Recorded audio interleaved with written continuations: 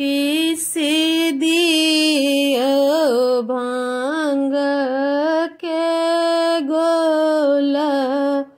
उठो हे गौड़ा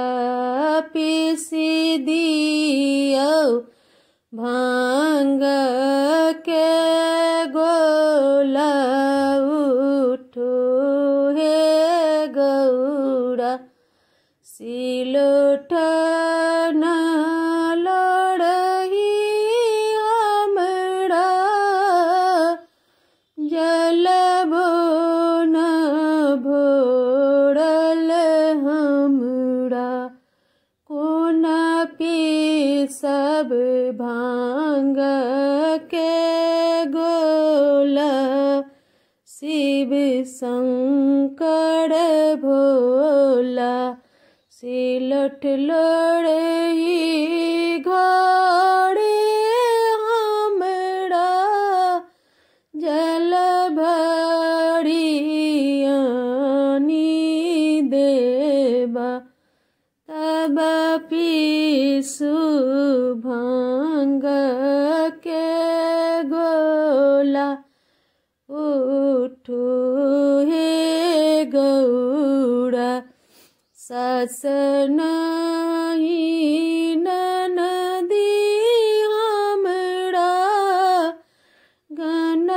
गणपति कोड़ा हमरा कोन पीसब भांग के गोला शिव शंकर भोला आचरा बिछाई दियो गणपति सुलाए दियो आचरा बिछाई दियो गणपति सुलाए दियो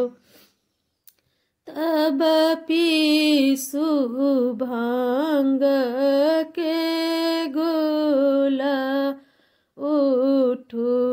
हे गौड़ा तब पीसब भांग के गोला शिव शंकर भोला। हमार नया चैनल है, हमरा सपोर्ट करी जाए जाओ।